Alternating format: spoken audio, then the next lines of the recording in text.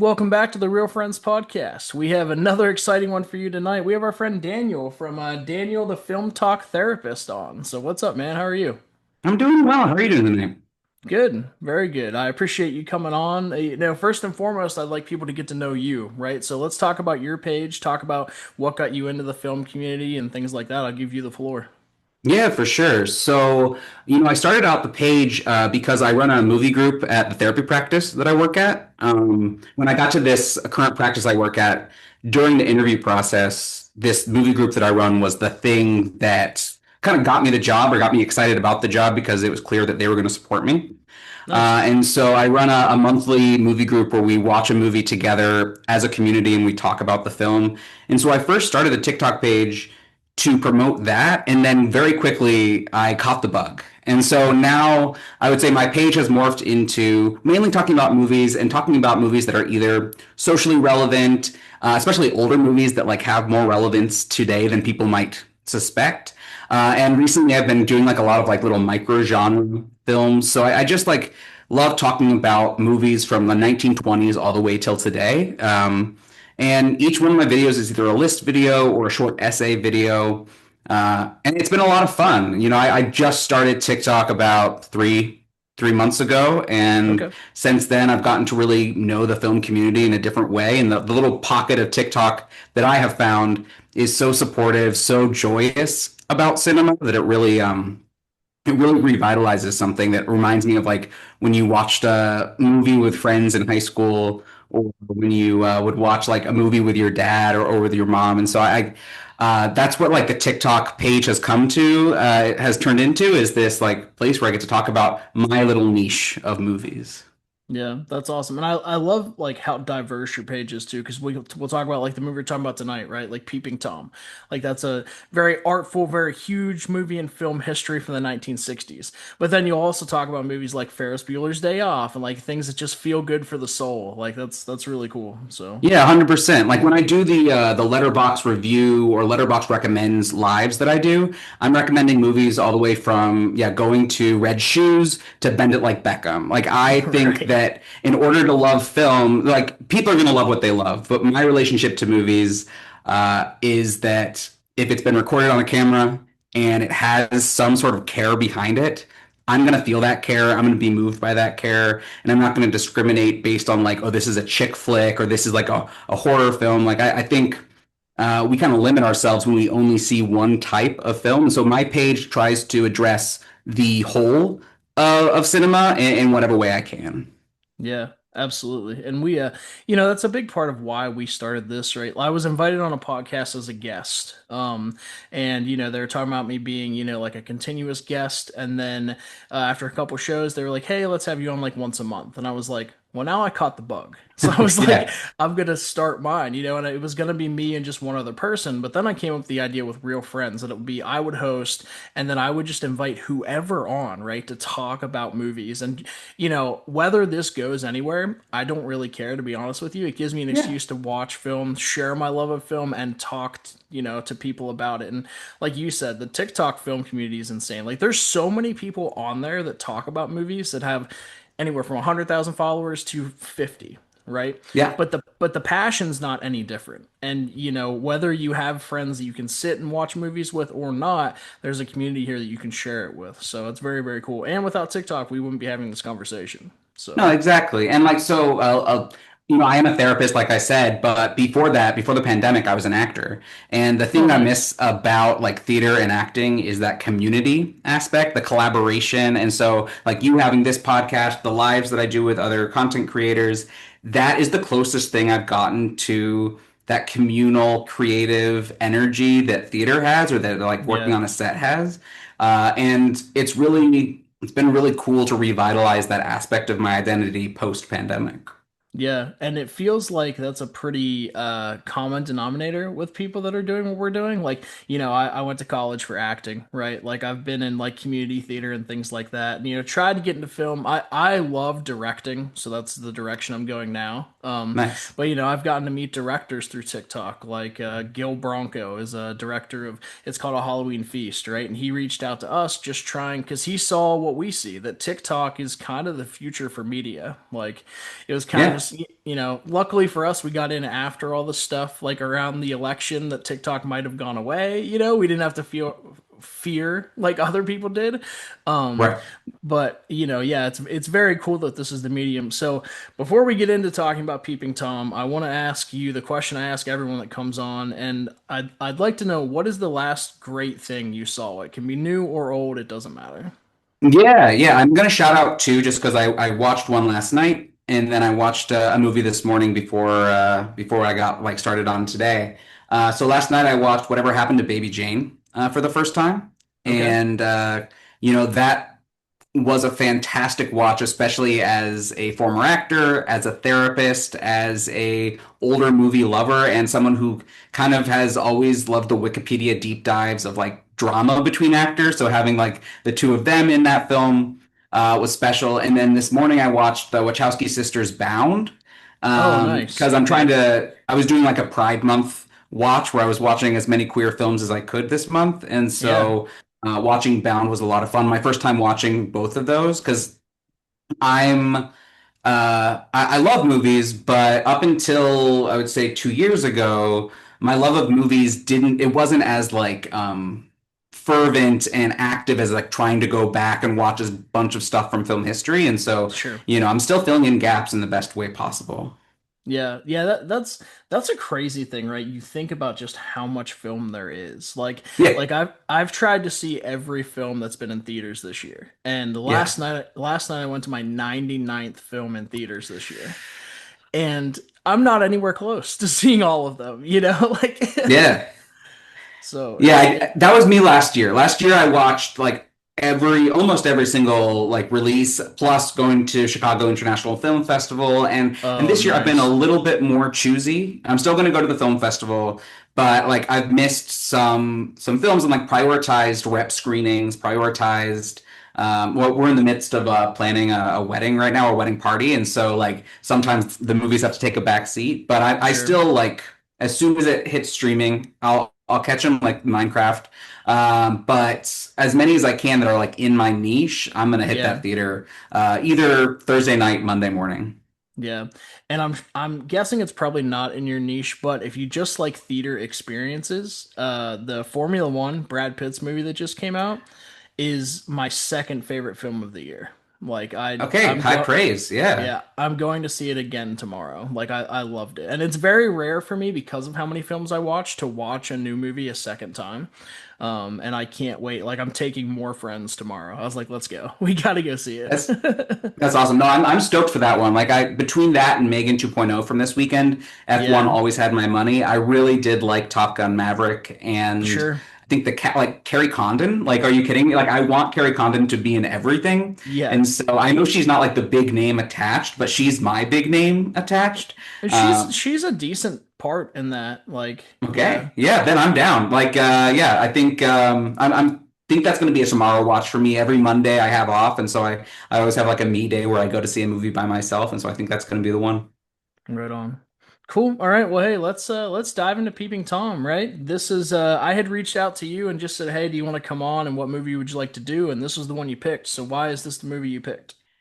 Yeah, so I picked Peeping Tom. Had to bring out my 4K next to me, and I picked this for a few reasons. I think that this is a perfect pivot movie from old Hollywood to new Hollywood, and it also encapsulates a lot of both the old Hollywood director Hitchcock that I love and kind of newer Hollywood De Palma that I love.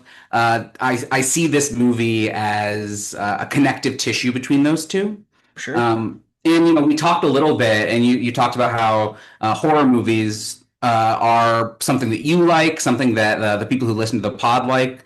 And for me, even though Michael Powell does not consider this a horror movie or a slasher in any way, or did, he's dead now, but like he didn't think it was that.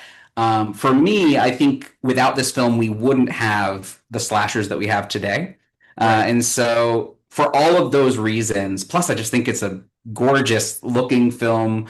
I thought it would be a really good thing to have a conversation. I've never gotten to like deep dive this movie with anyone, and so in a way, I'm kind of co-opting this opportunity to finally have a friend to like talk about a movie that I like.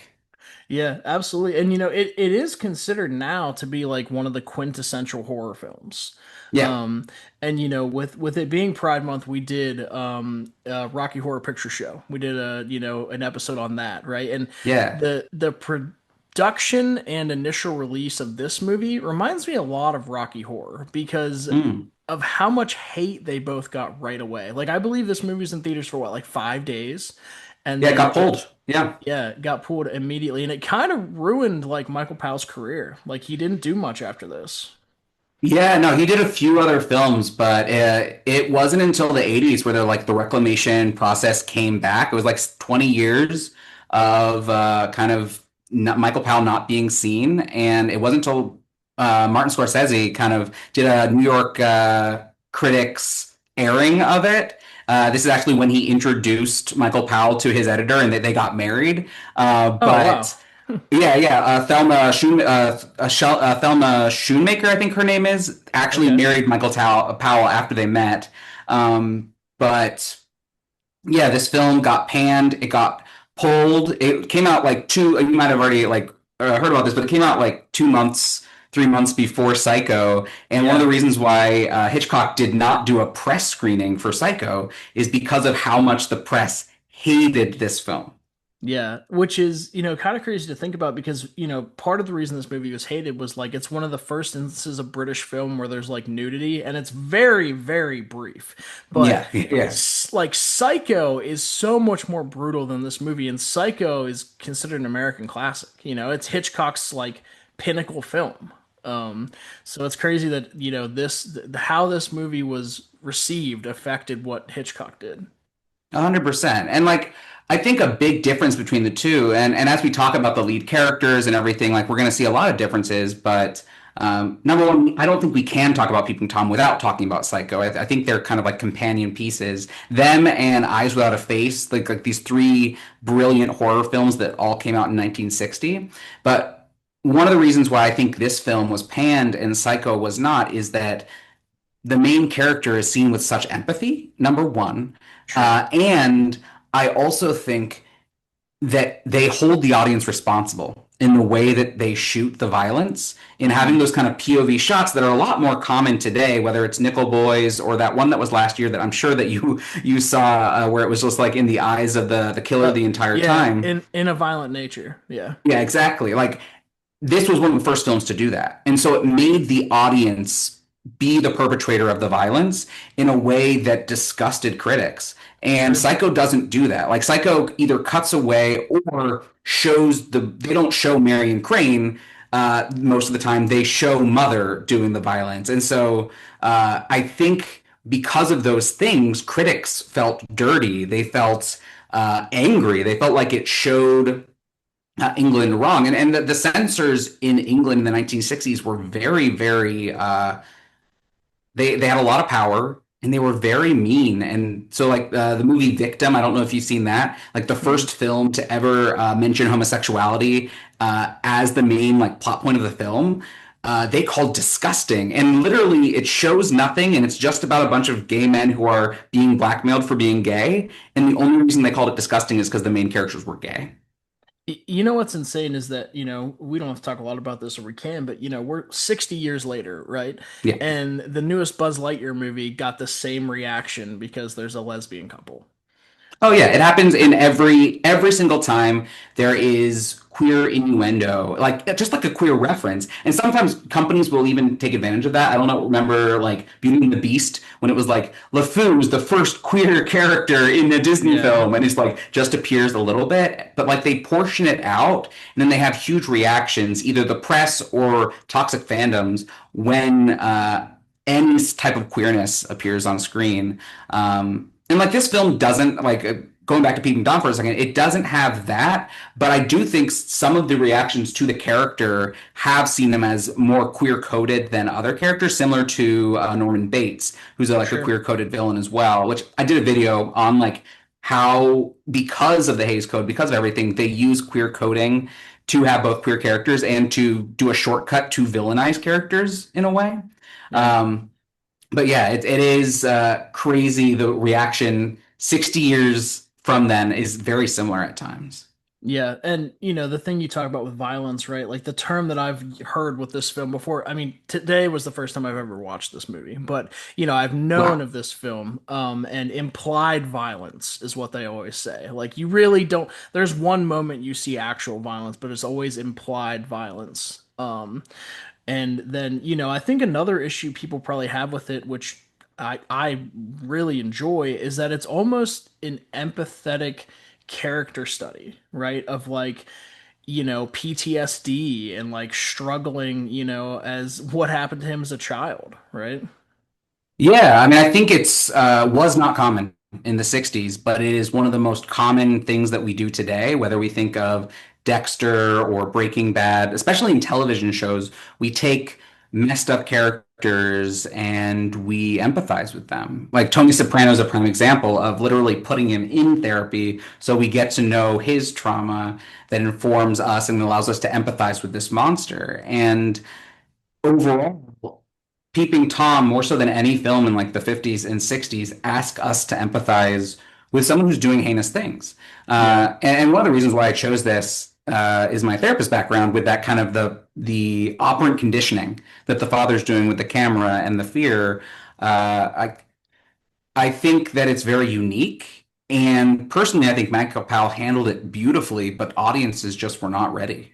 yeah, sure. And it's so interesting too, like just seeing you see such a human side of, our main character here, Mark, right? Like you see all these heinous things he's doing, and then, a woman is introduced to his life that he has an interest in, and immediately he just starts kind of spilling his guts to her, right? Like he's just showing her these videos of him as a child, and it's shocking to her, but she doesn't leave. That's an interesting thing for me. In a lot of these movies, you would see, a serial killer opens up to a woman, she finds out what he's doing, and she's gone.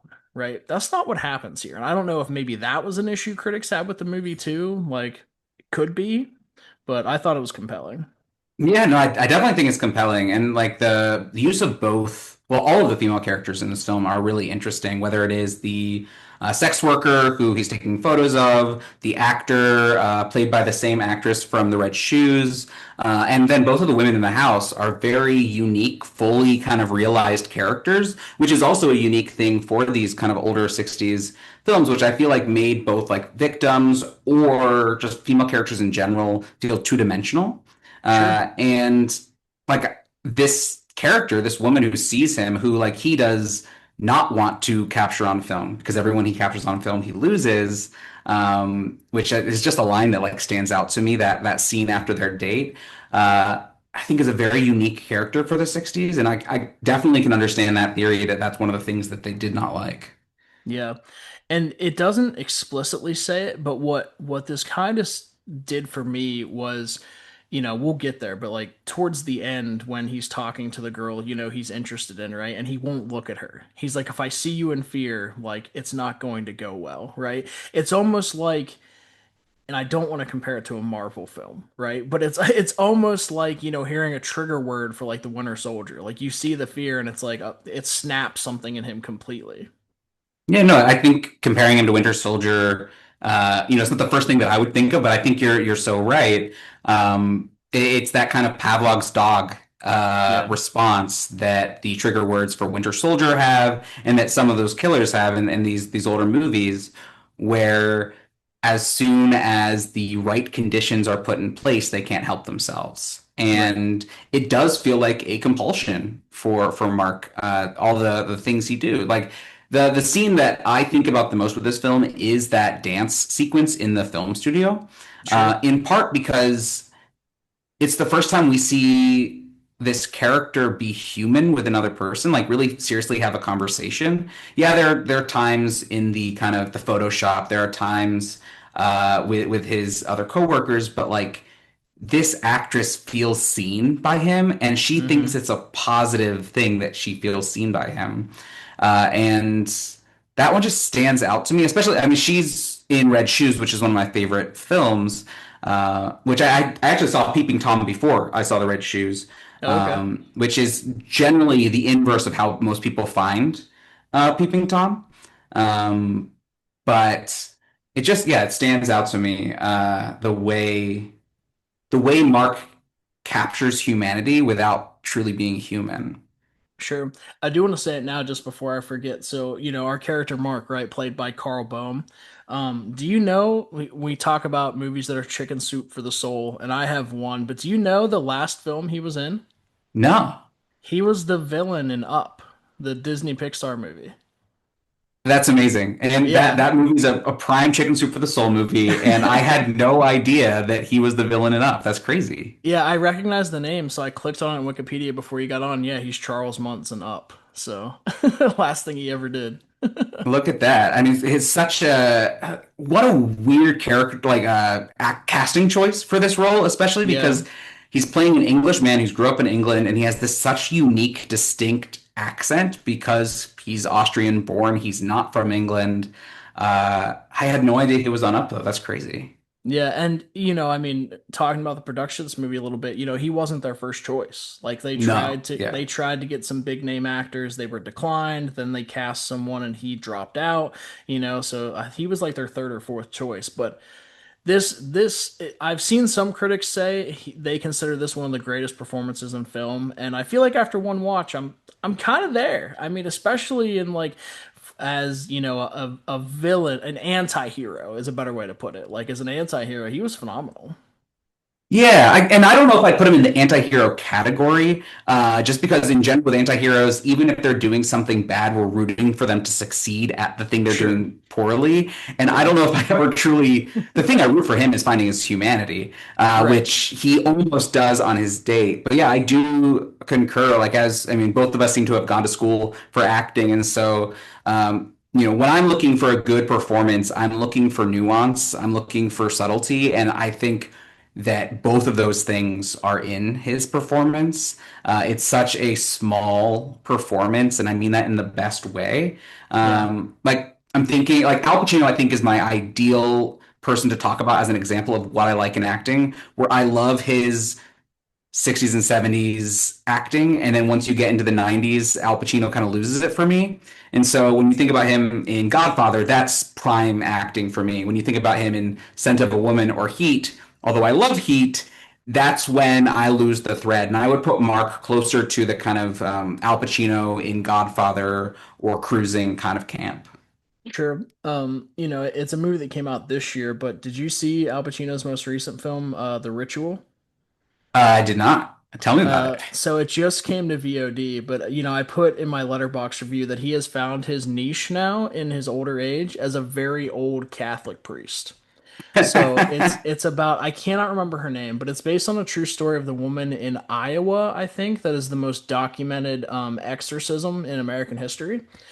He plays the priest trying to do the exorcism. So it Okay. rips. And as Yeah, of Russell today, Crowe was not Russell Crowe was not bookable because I know he's been doing a lot of those exorcism movies Yeah, recently. yeah, exactly. So yeah, no, it was really good. But we've talked a lot about different parts of the movie, so I don't know if we have to go beat by beat, but I do want to start at the very beginning, and talk about this first scene because something I found very compelling was the immediate, we get to see it through the 16 millimeter lens, right? We get to see him recording that prostitute. I believe her name is Dora. And one thing that I thought was so compelling about the camera was it was almost like a mask for him.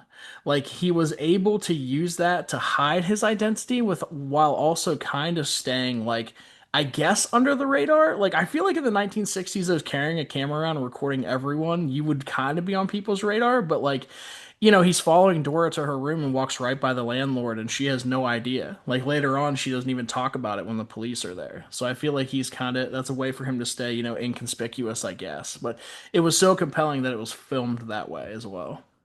Yeah, yeah, and like the two moments that stand out are like passing the woman, and then like in that second scene after the body is found, when the mustache cop clocks him and is like, "Who do you work for?" "Oh, you must work for the newspaper," because back in the Yeah, day, no one, like you said, no one had cameras, and right, so. But I love that analysis of it being a mask for him. In other ways, I think it's his eyes. Like right. it's the only way he can truly see something is by capturing it on film.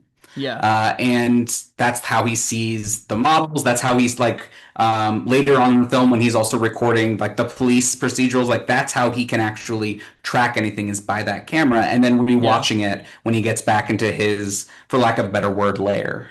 Yeah. Well, and it's so thematic, right? That we open the film on him opening his eyes, right? And then what you're talking about with it being his eyes, it's also, and I cannot remember her name, but the person from Red Shoes, when she is on the camera recording him and he takes a step to the left and she's like, I can't see you.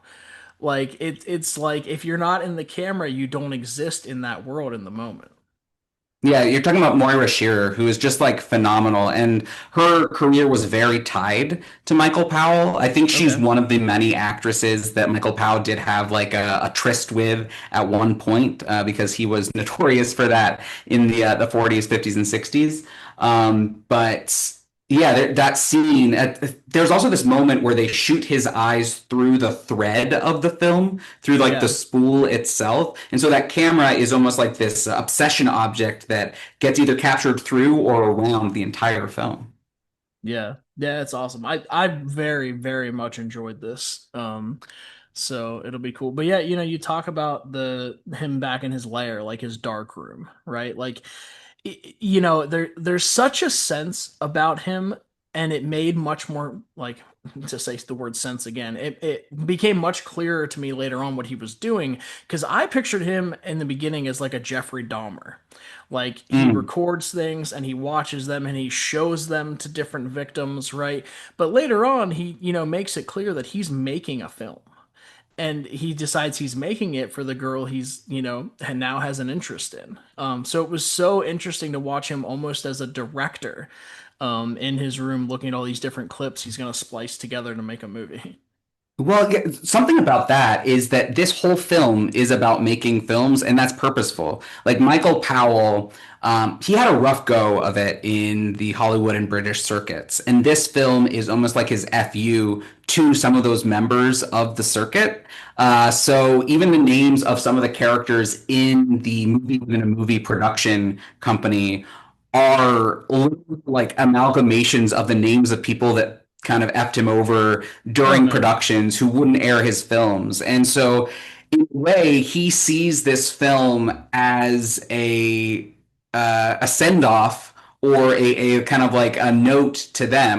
This was a pod I was listening to for research was with his ex-wife, or not ex-wife, his former wife. Now that he's no longer here, and she talked a little bit about that kind of skewering people that held him back, literally skewering them with the tripod there. And I I think in both the way that Mark makes the films, Mark is the kind of stand-in for Michael Powell, and also just like this idea of what he captures on film. Like this is what my movies are like my meat. My movies are like these warm bodies that I'm trying to capture in some way. And so I think that's like such a beautiful and twisted thing, which we see in many films that are about Hollywood. Like Damien Chazelle does this with Babylon. So Right. many people have done this kind of like, let me say F you to Hollywood in some way. And it just so happens that Michael Powell's is this beautiful, haunting story. Well, and it's crazy too, because how long after his Oscar nomination did he make this movie? Was it pretty shortly after that?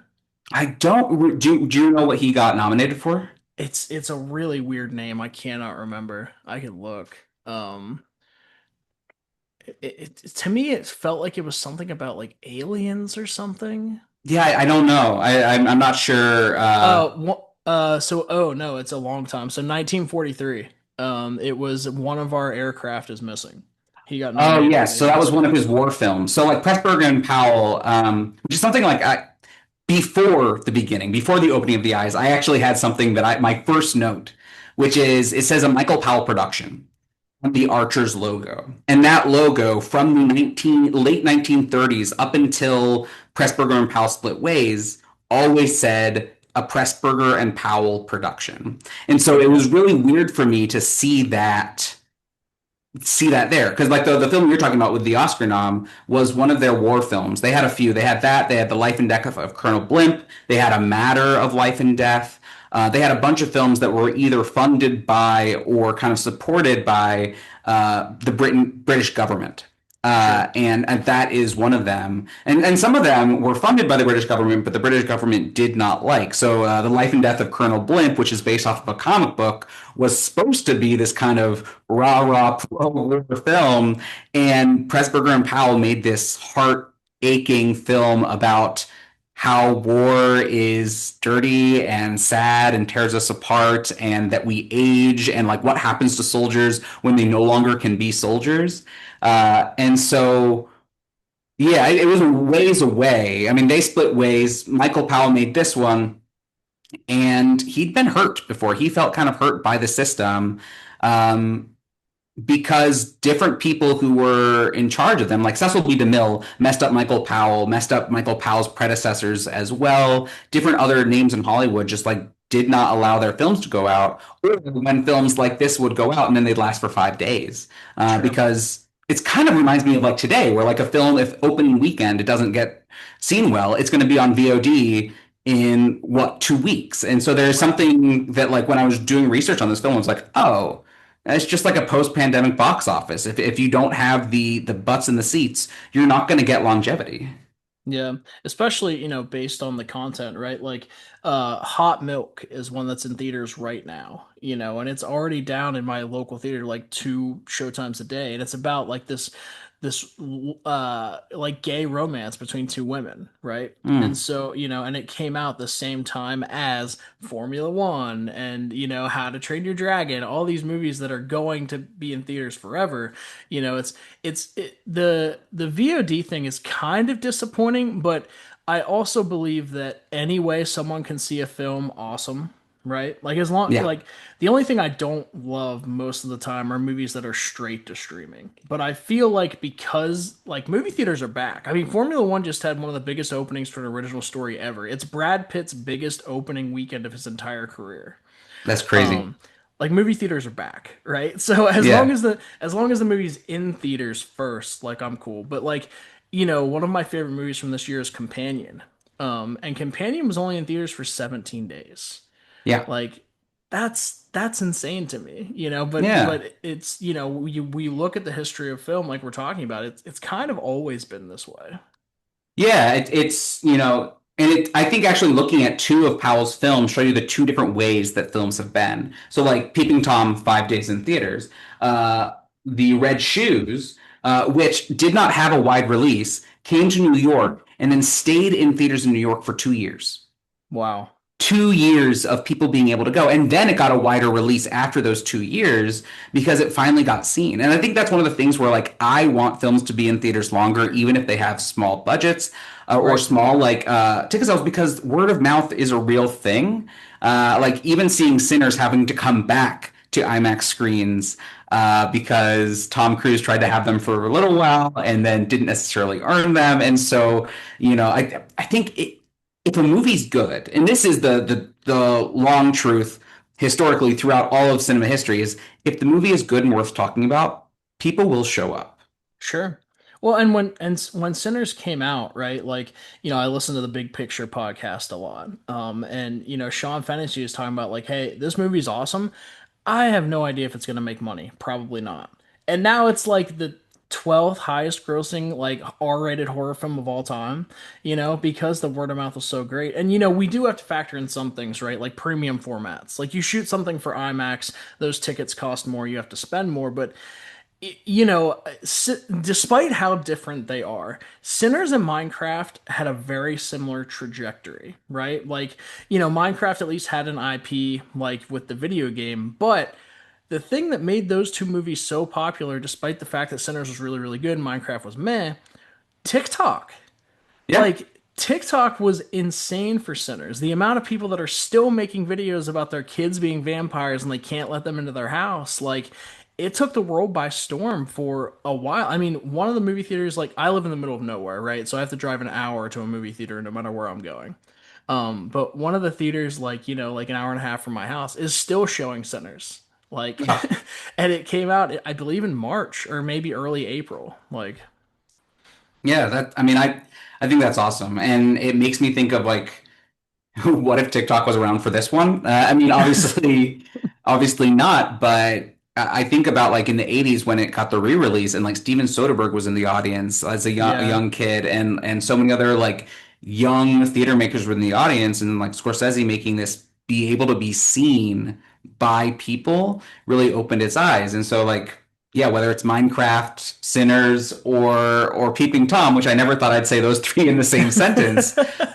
If people are talking about them, people are going to go, right? Like Minecraft wasn't for me, but like when Sean and Amanda were talking about it, or when other people were talking about it, it was all about like people going for appointment TV, people right. going to share in the language of the film, and audiences just didn't have a shared language for this movie yet.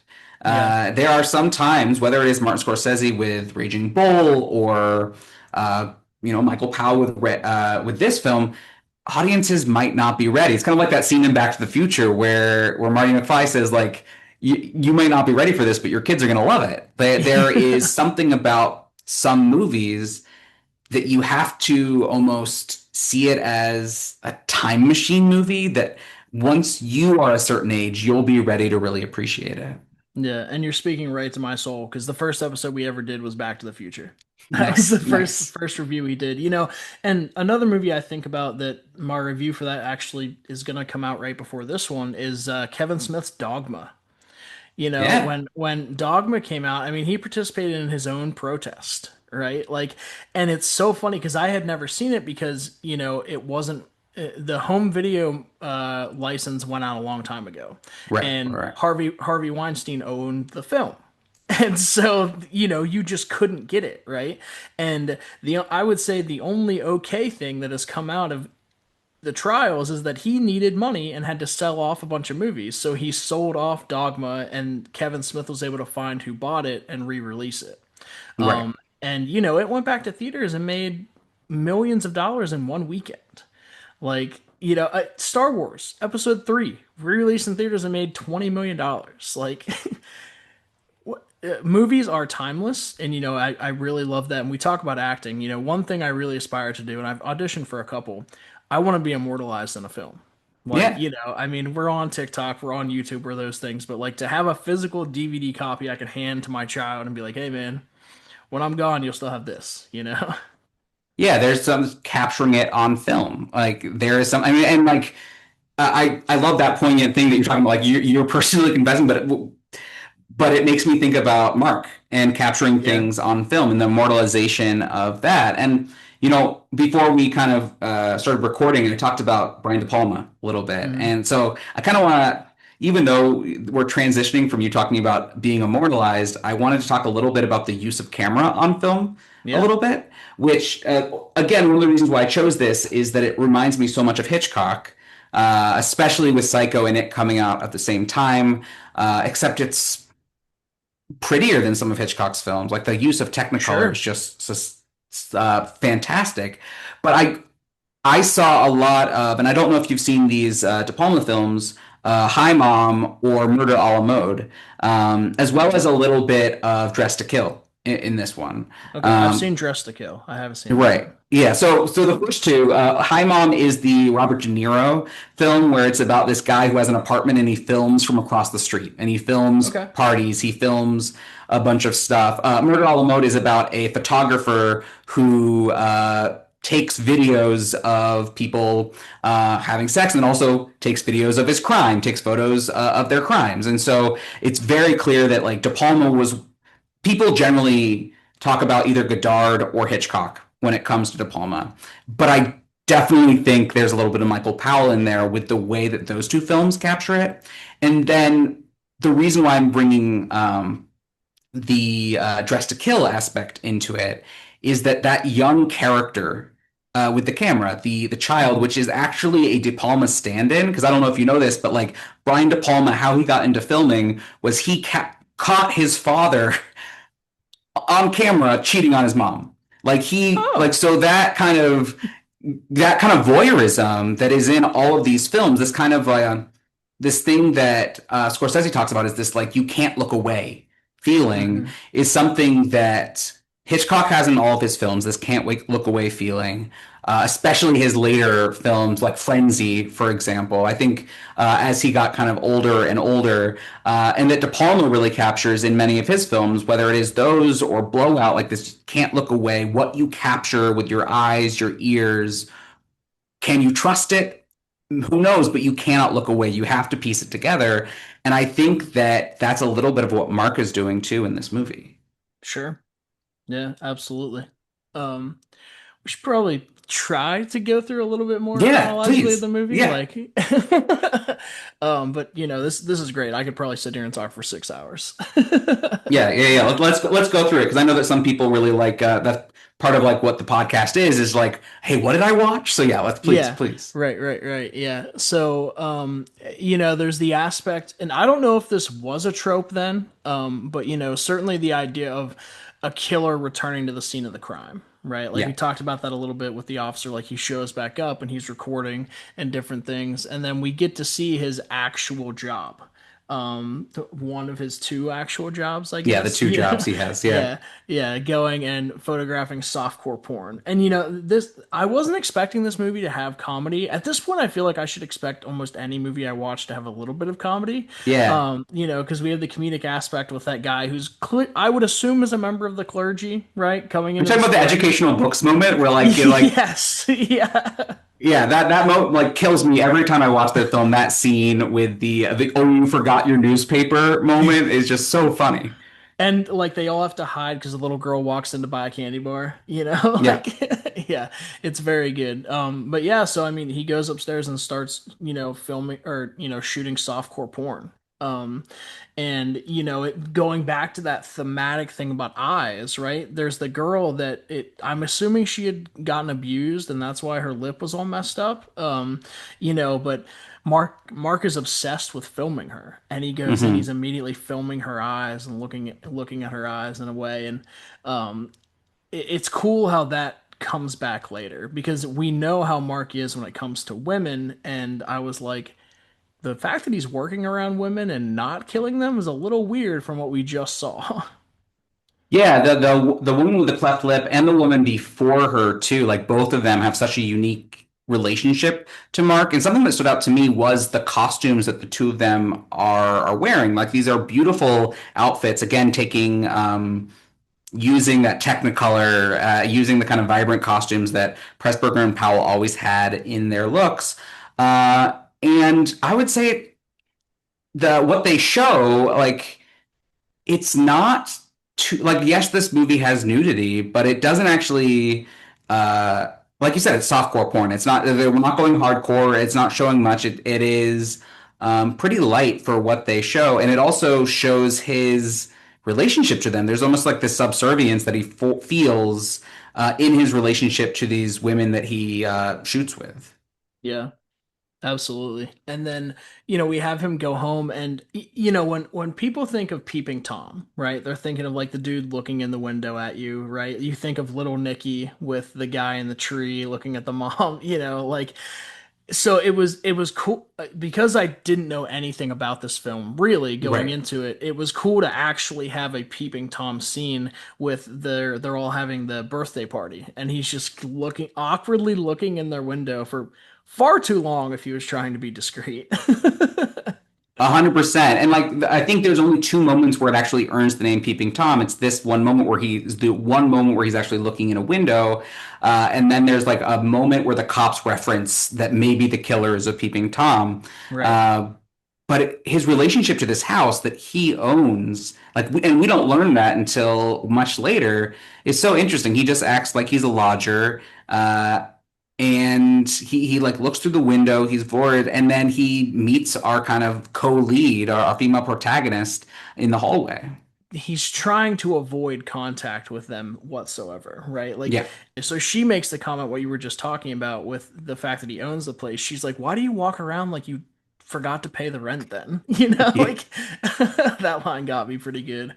Um, but yeah, she comes in and sits with him for a while, right? She starts exploring a little bit. I was convinced that this was going to be the end of Helen when she Oh walked wow, into yeah, his yeah, yeah. when she walked into his film room and no, he just started showing her things. Yeah, and the use of light and color, both like before they get into the dark room and after, is beautiful. It kind of reminds me of that kind of neo-noir lighting that we get in Chinatown or something like that.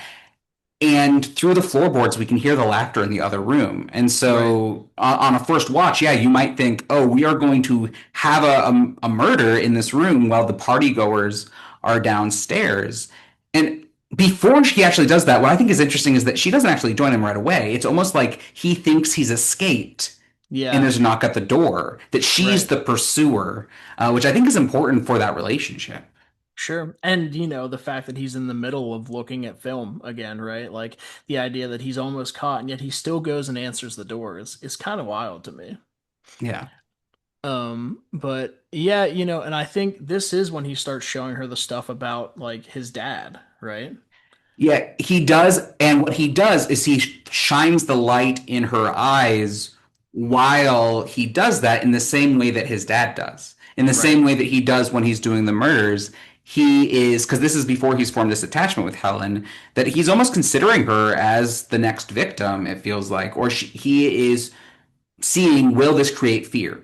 But because Right. she doesn't have the fear response, she has not earned the title of a victim. She has not become the next target because she shows empathy, which is, I don't think, something that Mark has felt before. Sure not. I mean, the scene right before this with the two women, when they're doing the softcore porn, like, the one girl is very kind of dominating towards him, right? Like she, how weird are you? You're late. You did these things. Like, this seems like the first woman that's actually showed him empathy, like you said. And, it's very good for the story structure for us to quickly realize, okay, maybe he will find his humanity. And that's kind of when I had the anti-hero like thought, like, oh, maybe he could win in a good way, you Yeah, know? yeah, yeah. We want that for him, Right. and this is also the first scene where it truly makes him feel like the director of a movie, right? Yeah. Like even the way he talks about his childhood, he says about his father remarrying. He married her 6 weeks after the previous sequence. And the previous sequence Hmm. he's talking about is the death of his mother.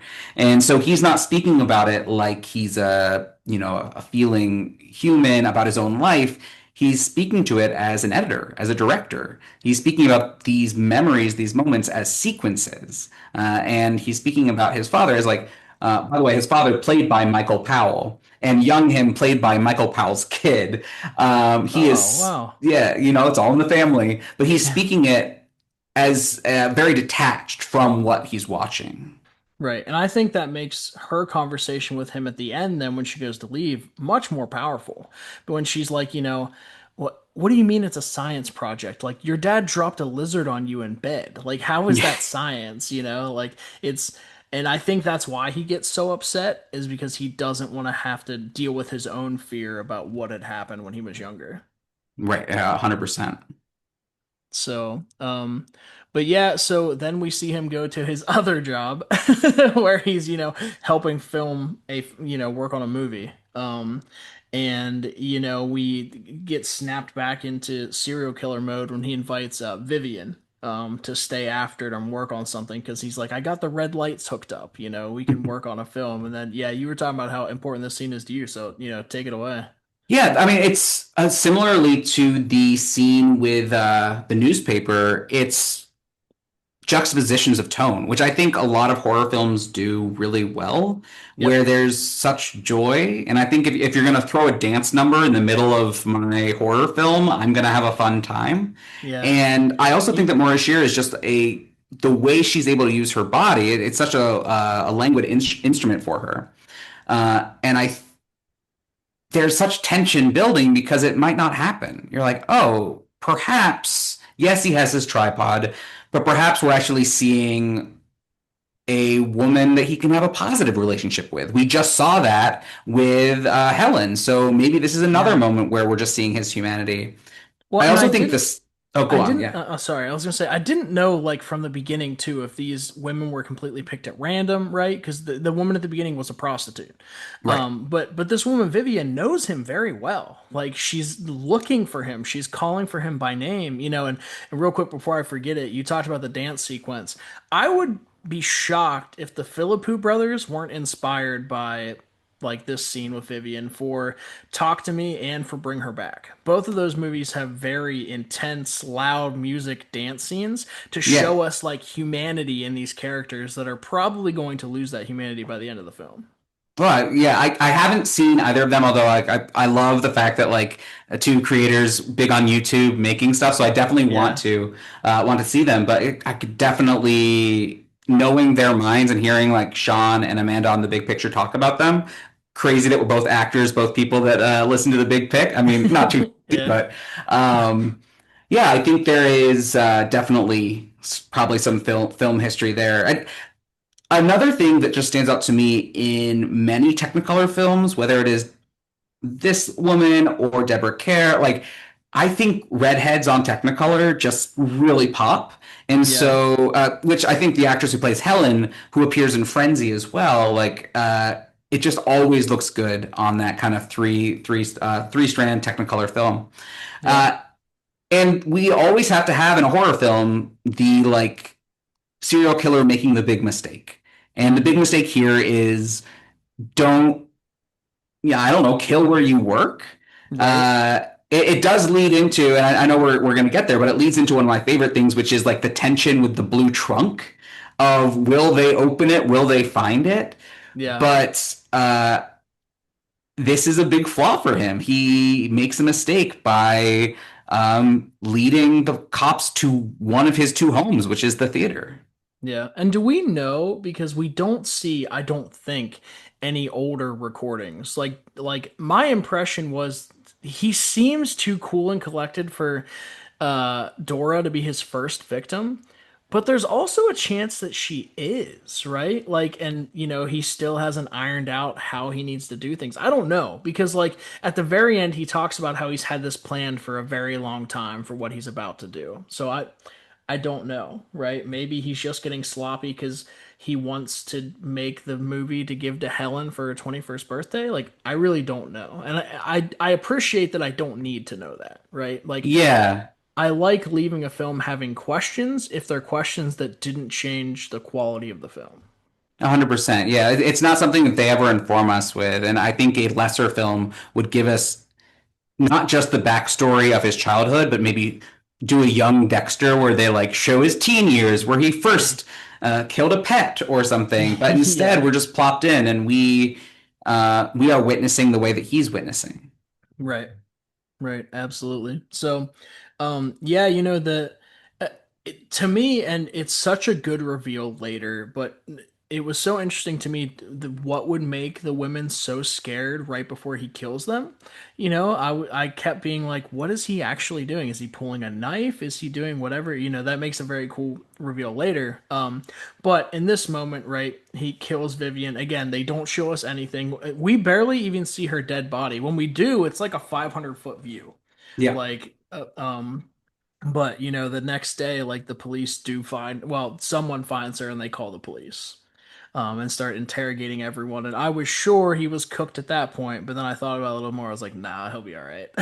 He's good. He's good. He's cool. I mean, he does the same thing that many of our favorite anti-heroes or protagonists in many films is that he can keep his cool under pressure. He Yeah. he can be friendly with the cops. It's very Dexter-like in some ways. Yeah. And, after he's interviewed by the police, he starts to walk out, and there's the classic, which hopefully it came from this film, but it's in most movies now where it's like, hold on a second, and instantly they lose their cool. And you see in his face, like he was such a good, because he doesn't say that many lines. Like you talked about being a small part, like he really doesn't talk that much, but his facial acting is incredible. And you clearly see that, uh-oh, he's really worried. Yeah, Um, yeah, yeah. And this is when they also bring in, is this when they bring in the psychiatrist at the same time as the cops being there as well? Yeah, yeah, they're both there. Yeah, Yeah, which I wanted to kind of just like briefly talk about like developmental phases stood out for me here because in therapy we have like these developmental plateaus that generally you go through during adolescence. And when you have heightened moments of trauma, which we can definitely say Mark had some heightened moments of trauma, generally you can get stuck in those aspects or those developmental phases. And I think it's very interesting they bring in that kind of like professor who was friends with, or at least acquainted with, Mark's father, who Yeah, understood those kind of like developmental things. And there's some like Freudian aspects here as well that get trickled in as they lightly, like I'm not saying that they're doing it well, like I'm not going to give them a gold star for how they talk about sure, psychology, sure. but they lightly kind of both touch upon kind of the developmental plateaus that Mark has been stuck on, as well as that kind of Freudian aspects of his relationship with his mother, with his father. Yeah. Just to briefly talk about another similarity we have, I was a double major in psychology and theater and film in college. Okay, If I didn't hate the chair of our department, I would have graduated with a degree in psychology, but I was one course away. there we go. I didn't want to take a capstone with him.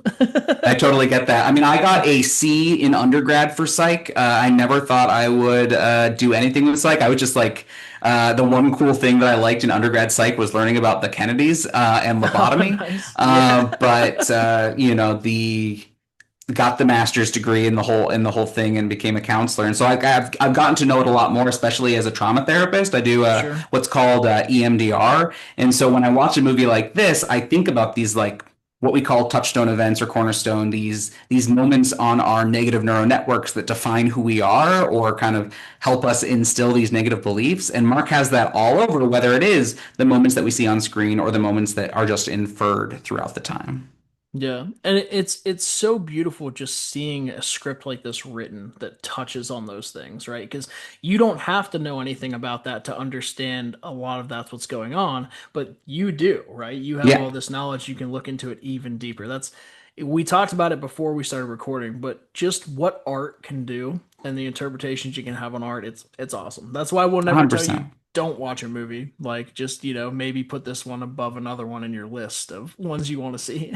Yeah, 100%. Like prioritize the things that are in your vibe, but I like obviously I don't watch as many horror films as you do, Sure. but I want to watch them. Like I want to like I loved Sinners, which I don't know if I'll call complete horror, but Sinners was great. Peeping Tom and Eyes Without a Face like blew me away this year when I watched them for like Eyes Without a Face for the first time. Which have you seen that one? No, Uh, uh-uh. really do recommend it. Haunting, haunting. Or like I saw Cure for the first time this year, and so like watch everything. The my biggest blind spot I would say as a film watcher is westerns. Like I like Oh, horror okay. films more than I like westerns. So westerns are my big project for the second half of the year. Because when I watched Once Upon a Time in the West, I gave it like 3 stars, and my followers are like, "What are you doing?"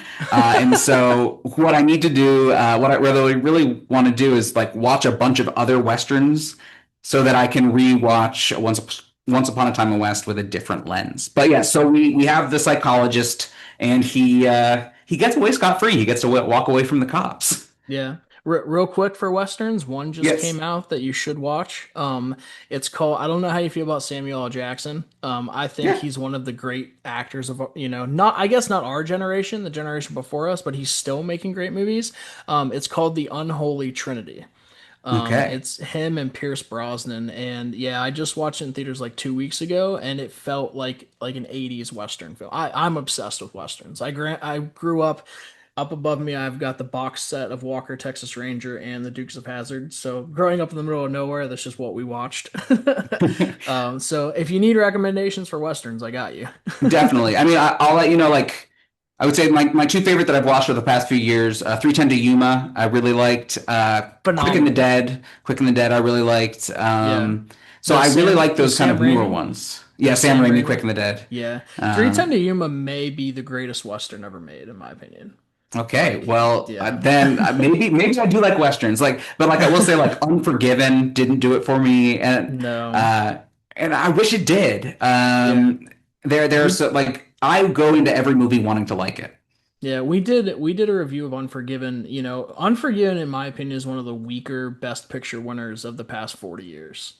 But it's interesting, but it's not satisfying. Like, with studying acting, like I love, you know, the circle, right? The story circle and things like that. And the point of those in a perfect story, like The Wizard of Oz, like Lord of the Rings, things like that, is you get back to your world better than what you were. Unforgiven, that doesn't happen. Like No, it his does not. circle is a straight line. Like he is the same person at the end that he was at the beginning, but the film is called Unforgiven, and he's not forgiven, you know? So it is Yeah, what it is. I'm pulling up real quick where I have Unforgiven in my Best Picture ranking, and I have it at 62. So like it is. Out of 97. I haven't seen all 97. I've only seen Okay. 85 so far, but like it's 60. Only Yeah. 85. Well, I'm working on it, man. I've the only one that is currently available to me that I haven't watched so far is Patton. Okay. But yeah, there are no there's actually one semi-western in my top 10, which is No Country for Old Men, if you count that as a western. Phenomenal. That's Uh, one that was that so when I said I was invited on the other podcast, that's what we reviewed was we did two episode series. We did There Will Be Blood and No Country for Old Men. So I'm on another podcast that's more of a critical movie view. It's called the Forest Film Club. I didn't even tell you. So oh yeah, the podcast that invited me on them once a month, when I started my own show and they started seeing how serious I was, now I'm on every week. there we So go. I'm on both now. But yeah, yeah, check out the Forest Film Club. They're cool. We talk about mostly bigger stuff, but like right now we're doing a series. We just finished one on the Twilight Zone. Nice. And we just started Twin Peaks this morning. Which Okay. I had never seen and it's blowing my mind. Yeah, we've watched half of the first season so far because like my spouse and I really love Lynch. Like we have a few there like I watch more movies than she does, Sure. but she's really into them as well. And she does this thing now where she goes through my watch list and adds stuff to hers. And so little by little it dwindles down what I can actually watch by myself. Yeah. But yeah, that's David Lynch is something that we do together. And so like Mulholland Drive, Blue Velvet, Twin Peaks is something that we really liked. We just haven't, it's watching a show's a commitment. So I It commend you is. for steadying the storm. I want to finish it because I really want to watch Fire Walk with Me as well as The Return. Yeah. But it's something that's going to have to wait until after the wedding. When's your wedding? Coming So up. we did an elopement a few months ago, and then we're having a big party in August. So Oh, we looked at the congrats. That's tracker today. It awesome. says 39 days, which is crazy.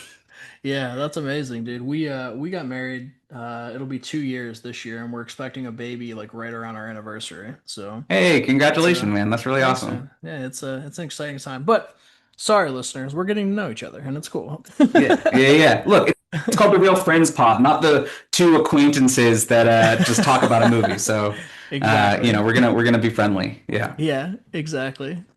So after to get back to Peeping Tom, after the police do all the interviews and things, Helen and Mark go out to dinner, and this is a very pivotal point there because she asked a question that I've been asking myself in when's the last time you went outside without that camera? You know? Hmm. And it's like his pacifier as a kid. It's his thing he always has to hold on to because it's the most important thing in his life. And the fact that we have the moment that she lets him, like she takes it, puts it back in his room, I didn't know which way this was going to go. I either thought this is going to be really, really good and we're going to get a good, resolution now, right? He's going to be with her, he's going to, quit doing things, or it's going to turn very bad. Something's going to happen when they're out and it's going to turn bad and she's going to be his next victim. And Yeah. we didn't really either get either of those, right? We didn't, but we did get this wonderful moment when they're out. Another time we get to see him be a peeping Tom is like when this couple's making out. And Right. he goes and he reaches for his camera because that's what he's used to. He's used to watching people. He's used to capturing it does not even moralizing. It's not like it's like deviant sexual acts, although this is like a sexual act of these two people hooking up. And his camera's gone. It's Right. not there. Yep. And we see Helen kind of clock that for a second too, but not necessarily name, oh, you were trying to go for your camera. But that's the moment that we get to see when he's without his camera is this moment of him without his Linus blanket, without his pacifier, habitually going to try to do it. Which we've all done that with our phones. We're trying to reach for our phone because we think it's going to be in our pocket and it's gone. And that Yep. was him with his camera.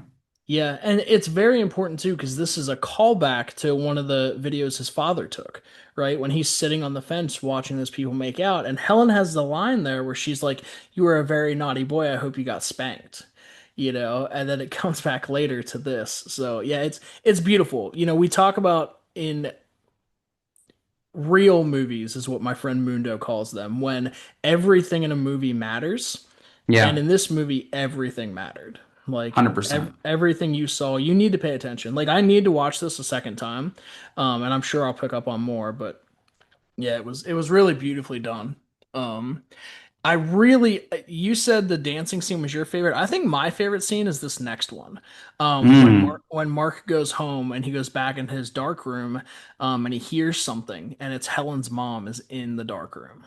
This is after the moment where and I know we talked about this before we were doing the recap, but I just want to mention that wonderful moment when he says, "No, you can't be on this camera." Because like before he goes back to the dark room, there is that she grabs the camera, she's about to film herself, Yeah. and he says it. But yes, the scene with the mother, this kind of blind, clairvoyant, wise woman.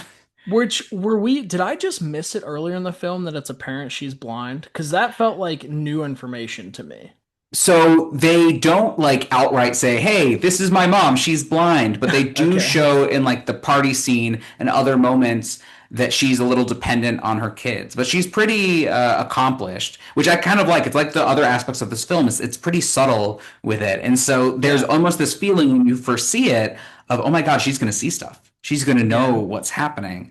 But Right. instead, he gets to watch his tapes for the first time with someone else in the room, and she has no idea. Yeah. But it's very it's very interesting because she can still see light, right? Like she's not completely blind.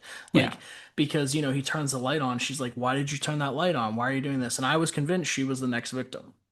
Again, Mm, like we continually have these things, but then it's like he's not going to kill Helen's mom. He can't kill Helen's mom. Like, and she didn't see anything, so why would he? But this is very Hitchcockian in that the kind of like the bomb under the table that the audience knows is there, but no one else does. This is pure suspense. Um, yeah. Is this also the first scene where we see the tip of the tripod? yes, yeah, because he pulls it off. Yeah. Yeah.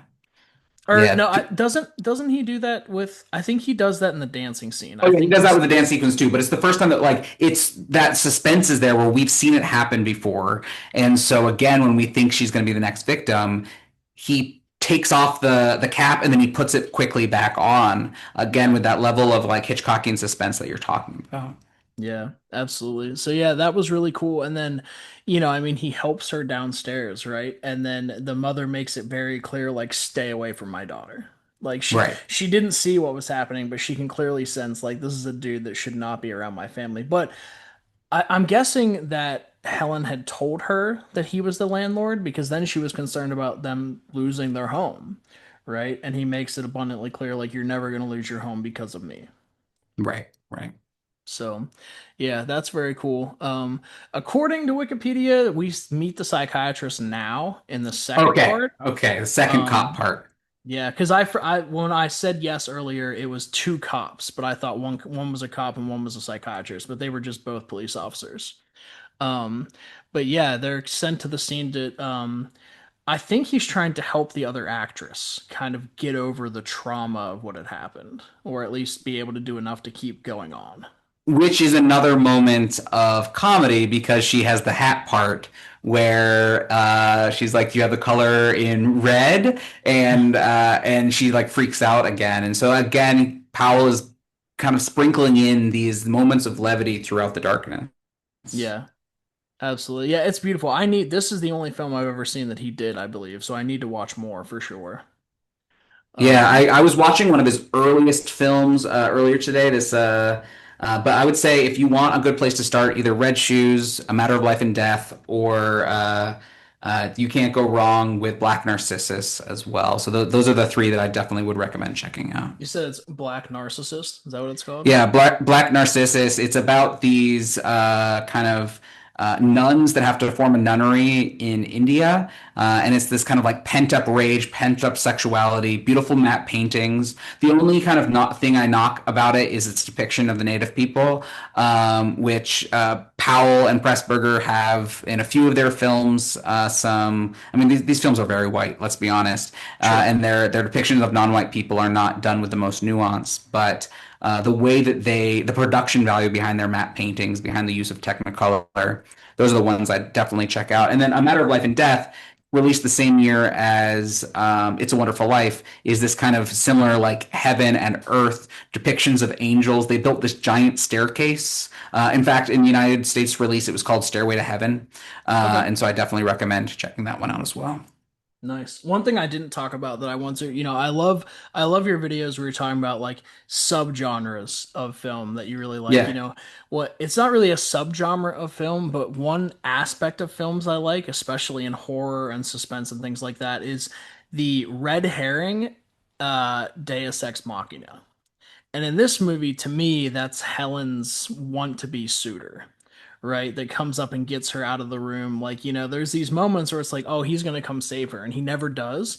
And I love that because that, to me, there's a time and place for Deus Ex Machina, right?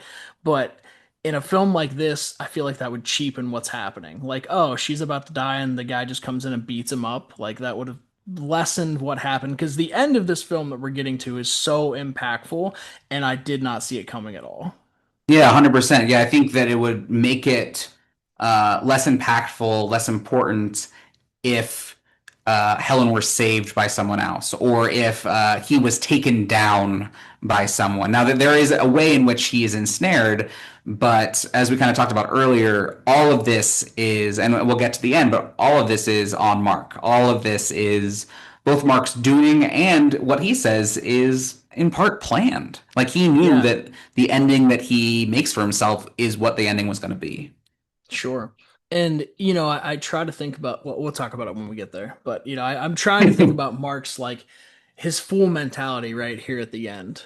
Um, but yeah, so what I was talking about earlier with, going back to Millie, right, the girl he was recording, it did come back around that she was one of the victims. Yeah. And this is his, complete undoing at this point.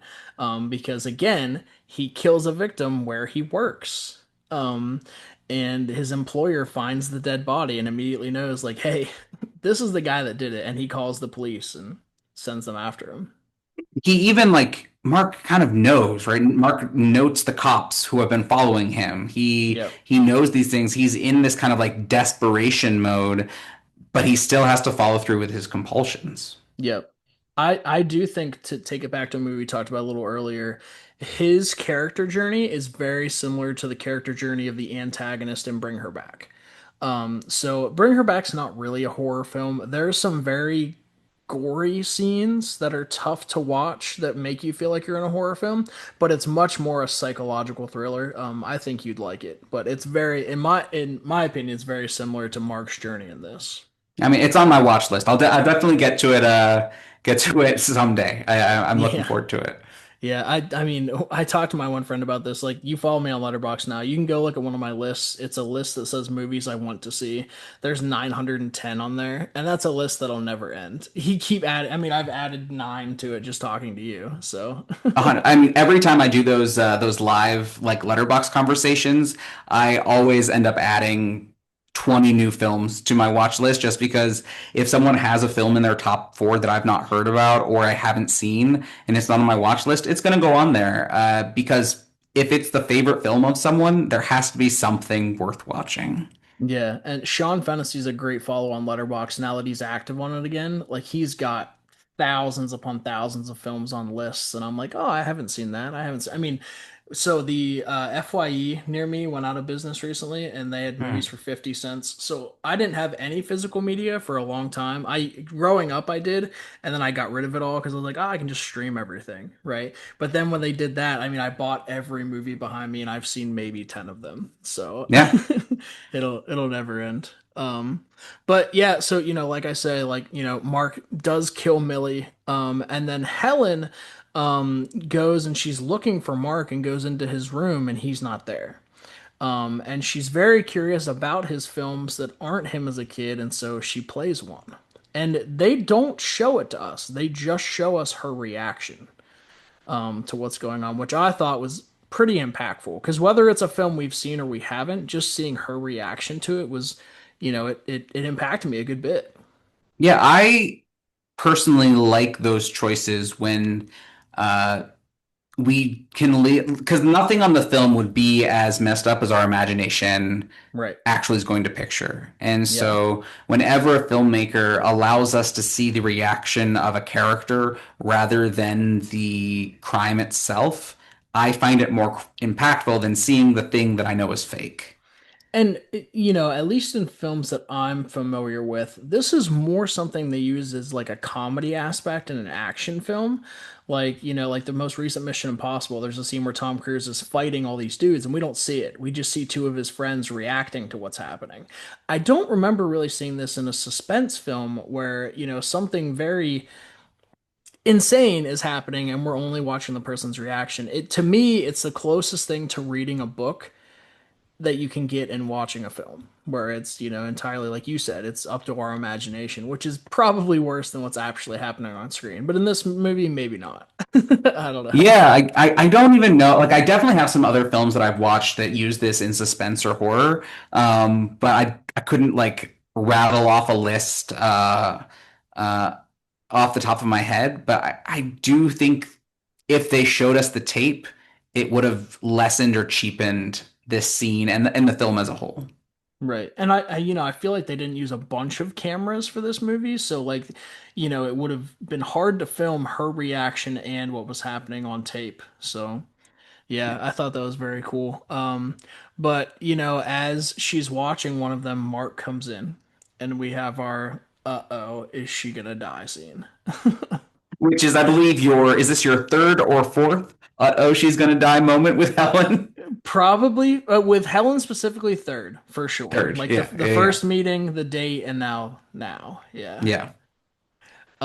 But and Mark at this point starts explaining more to her, right? Like he kind of starts exposition dumping because he thinks he's toast, And this is the moment we talked about where he refuses to look at her because he knows she's afraid, but he can't see it on her face or it's going to stir up okay, I have to kill her now. Yeah, there is this like line to me that stands out that is one part corny and then one part very impactful, which I think it's the actor who saves it because it's do you know what is the most like terrifying like thing of all? Fear, right? Yep. Like if Mark Hamill's Joker said that, that would be one thing. If a kind of less talented actor took that line, I don't think it would land.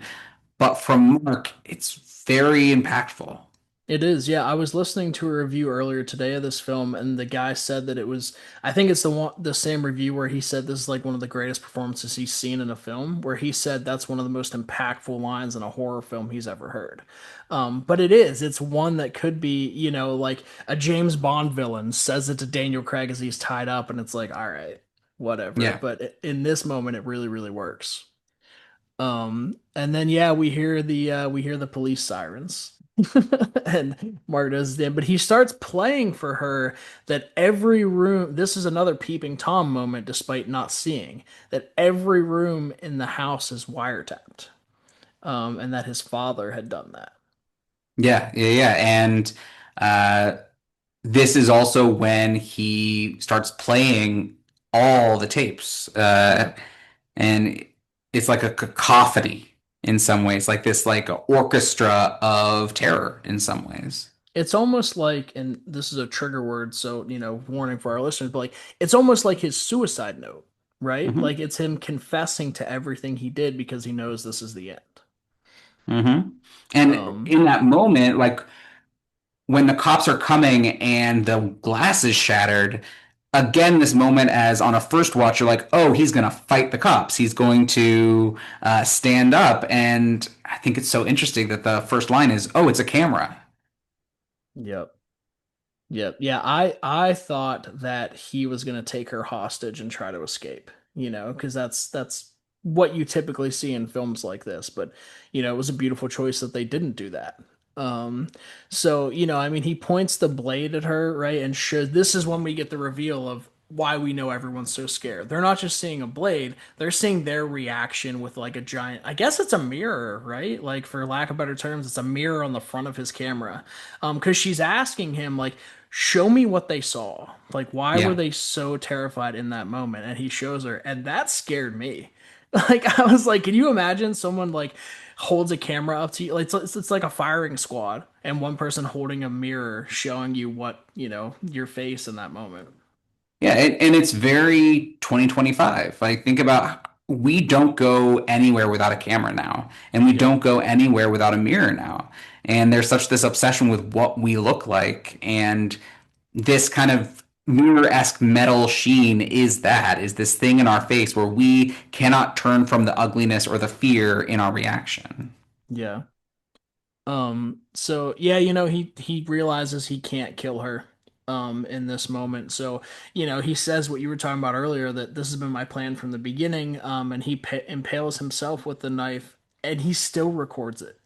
He's still recording in this moment. And it's like, for lack of better terms, it's the finale to his documentary. Yeah, yeah, and it is piercing and impactful, for lack of better words. Yeah.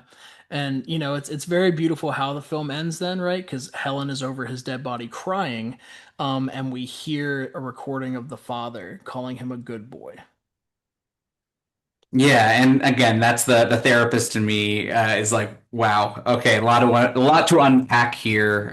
Both the "you've been a naughty boy" to the "you're a good boy." He's kind of completed his project, his film, with a witness.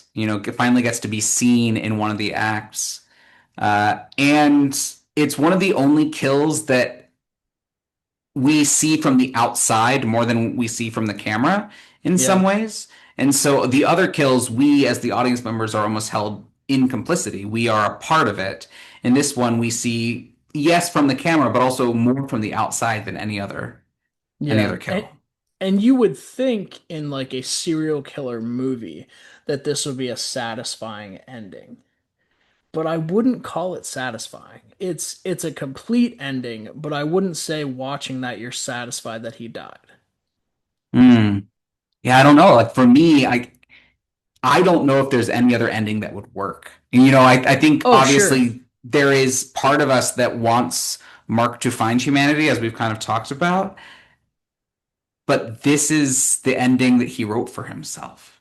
Right. I think it's satisfying in terms of the film. I just mean like usually you'd be like, yes, like thank Yeah. God the dude's dead. And that's what you thought. Because a little bit you're cheering for him, like I said, the entire movie for the humanity part. Because you understand him. Like we talked about movies earlier, they're making a lot. I mean, Wicked is a perfect example of this. You take the worst villain in any film ever, and then this story comes out where you're supposed to sympathize with her. And it's very hard to do that. Disney does this a lot, like Maleficent, things like that. Like they're taking this terrible person, but as both of us who have studied psychology and things like that, I'm sure your brain works like this. But mine's always like, well, why did they do that? Not just the terrible thing they did, but why did that happen? What happened to them previously that made them act that way? And how did we fail them? Right. And that's how I felt in this film about Mark. Like, how did society fail him to cause him to do these heinous things? And it's very different to bring Psycho back into it. It's different than the ending of Psycho, right? With Psycho, we end with spoiler alerts for a film that's been out for 60 years, and that we've already kind of talked about pretty long-winded. It ends with him in police custody, there with the blanket on his shoulders, safe. And Yeah. he gets to have what 16 sequel spin-offs and a prequel series and all of these things. Whereas this is the ending for Mark. We do not Yeah. have a continuation. We don't get a prequel. This is the story as it was, and that's partially how it was received. Maybe if it was a bigger hit, we'd get the Mark coming back from the dead with a camera movie. But in a way, we are blessed that we don't have sequels to Sully Norman Bates. We just have Mark in this film and this ending. Yeah, with the audio recording that is quite haunting. Very, very. I can usually tell how much a film impacts me if I don't immediately get up and do something else. Right? Like I've got ADD like crazy. So, I constantly need to be doing something, right? But, I make it a point to put my phone in a drawer when I'm watching a film because I, need to focus on it. But usually when it's over, it's like, all right, now I can play Madden. I can do something else. And with this, I just kind of sat in my chair and thought about it for like 20 minutes. So no, I loved it. I really did. This is an awesome recommendation from you. I will take any recommendations for films you have because this is great. I appreciate that, man. Yeah, I sent you that whole list, and this was at the top, and I was so glad to hear that you hadn't seen it because yes, there's something special about watching a film together for the first time, but I also think there's something special about bringing forward a piece of art that has touched you in some way to say, hey, this is something you might be up your alley. And the fact that you enjoyed it really, really means a lot.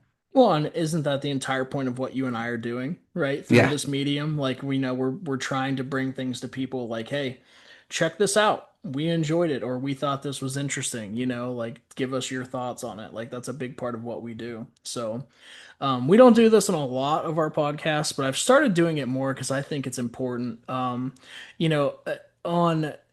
on a scale of like 1 to 10, right? Give me what you would give this film.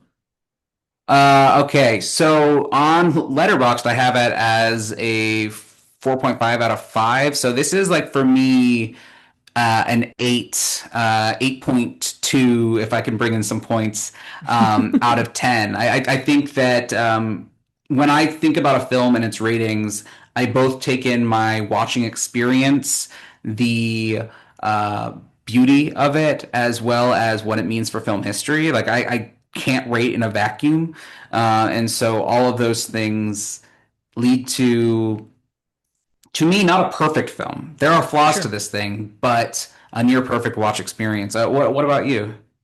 Yeah, so one thing I love about these conversations is I always come in with a rating but I'm open-minded to what we talk about, right? And our conversation has taken it up for me. So I had it an 8, I'm at a 9 now.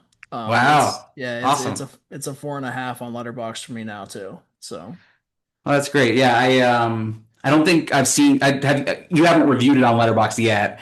right.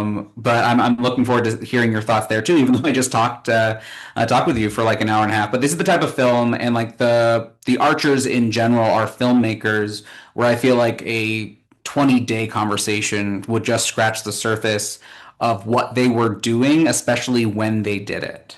Yeah, absolutely. So, any final thoughts or anything on the movie or Well, no, I just think watch older films is a big takeaway that I have. That it's like that's kind of one of the main things that I try to instill both on social media and with my friends is like that older cinema has something to offer, and so that's what I want people to do. Um, and like final thoughts on this film is that. Yeah, I don't know. Hug your babies.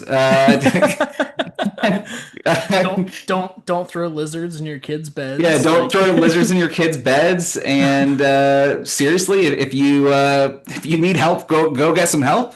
But overall, like I'm just so glad that I was able to talk to you about this because it is the type of film that I don't think outside of my TikTok lives or with like a few cinephile friends, I've gotten a chance to have a full conversation about a Pressburger and Powell film.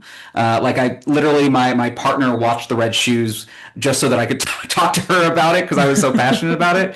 And so, yeah, that's I think my final thought is hold your babies, don't throw lizards, and enjoy older films. awesome. Well, yeah, thank you so much for talking this movie with me. We're gonna have to come on and do this again. Like, I don't, this will Yeah, not be your last time on Real Friends for sure. appreciate that. Yeah, definitely will come back. I'll bring some older, bring some newer, and maybe like you can suggest one that you think I haven't seen yet, and we can do that one sometime too. Awesome. All right. Well, yeah, that has been Daniel from Daniel the Film-Tok Therapist. Yeah, thank you so much for coming on. Go check out his page. Yeah, we're putting movies out all the time. This is, probably the oldest film we've talked about, but like everyone that listens to this show knows, my two of my favorite films of all time are 12 Angry Men and The Wizard of Oz. So we don't shy away from older films either. Yeah, awesome, awesome. Those are great films. So yeah, I appreciate everyone listening, and I look forward to seeing you on the TikTok. Awesome. All right. Well, hey, that has been the Real Friends podcast, and we'll see you guys next time.